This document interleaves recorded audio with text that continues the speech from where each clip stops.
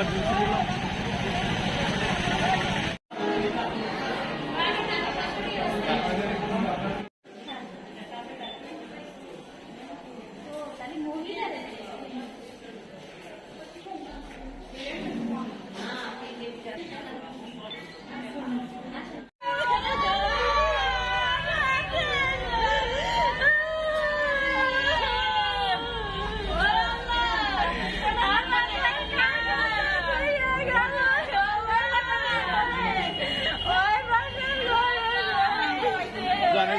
আমি এই কাজটা এই 5 বছর ধরে লালন পালন করতেছি।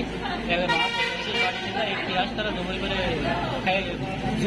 করে নাই। পরে আমরা জিজ্ঞাসা করতে গেলে আমার মা যায় মুরব্বীর কাছে, তখন ওই বাড়ির লোকজন আমার মারে পিটিয়ে মেরে ফেলায়। ঘটনাস্থলে আমার মারে মেরে ফেলায়। আমার নাম নুরা। পরে আমার ভাসুর বুঝতে গেলে পরে ওনাদের বাড়ি গেছে, যে দেখছে হাঁস জবাই করে বস্তার ভিতরে ভরিয়ে রাখিছে। এবার পশমার সেই রক্ত পাওয়া গেছে, সেই পশমার রক্ত সহকারে সেই বস্তা সারাই পেয়েছে। পরে উনি ওনাদের ঘরের পিছনতে সেই বস্তা নিয়ে এসে কান্তি বাড়ি আইসে আর কাছে, আব্বু আমার হাঁস জবাই করে খেয়ে ফেলাইছে, এত বড় হাঁস, তা আমার এর বিশ্বাস চাই। আপনি মাতুব্বারের কাছে কন গেছেন যে আমার হাঁস তো কারোর ক্ষতি করে না, তা কিসের জন্য আমার হাঁসটা খাইলো, আপনি যে খালি এতটুকু বলবেন। এই বলি আমার শাশুড়ির কাছে কি আসা, আমি যাই যে শুনে আসি যে অরিজিনালি ওটা আমাদের না অন্য কারো। তাই কই আমার শাশুড়ি বাড়ি থেকে ওনাদের বাড়ির উদ্দেশ্যে বেরোচ্ছে। আমরা পিছনে আসবো, আমার ছেলে অসুস্থ, তারা ধুয়ে তো আসবো। আসতে আমার ভাসুর পিছনে আমার শাশুড়ি আগে নিয়ে আসে, জিজ্ঞেস করার সাথে সাথেই ওনার মেয়ে মারিছে, ওনার বাড়ির সবাই আমার শাশুড়ি ধরে মারিছে। সঙ্গে সঙ্গে আমার ভাসুর আইসে, আমার ভাসুররা ওনার মেয়ে চুলির মুঠো ধরে পিছনটা কিল মারিছে। মেয়ের নাম বোন না, কিল মারিছে।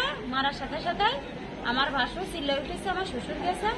পরে আমি বাড়িতে দৌড়ে আসে আমরা কয়েকজন মিলে হাসপাতালে নিয়ে আসছি। আমার শাশুড়ি রাস্তায় মরে গেছে, আমার শাশুড়ি রাস্তায় মরে গেছে।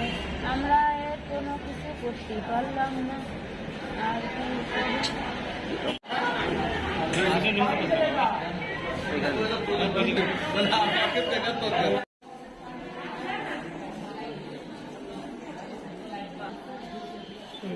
সব সময় ওই একটা মাঠের ভিতরে খায়। আজ মানে ওই বছর 2 হয়েছে, আমাদের আর কারো বাড়ি যায় না। আরো ওদের জিনিসপত্র এসে আমাদের ক্ষতি করে। ওদের মনে করেন রাস্তা আমাদের বাড়ির ভিতরে, আমরা ওদের সাথে কোনো সময় কিছু করি না। কিন্তু আজকের যে ওরা এই ব্যবস্থা করবে, আমরা নিজেরাও কোনোদিন কল্পনা করি।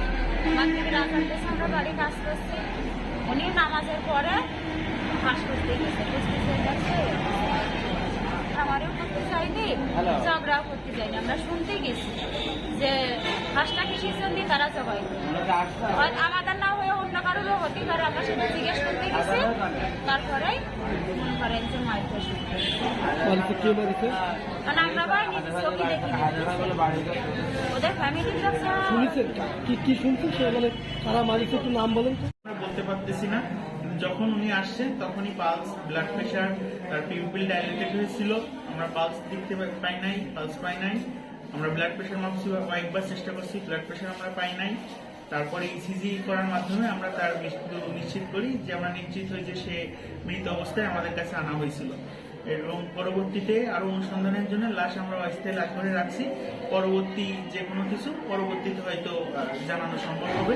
আপাতত সে তার মৃত্যুর যে যথাযথ কারণ সেটা আমরা বলা সম্ভব হচ্ছে না এখন। ঠিক আছে।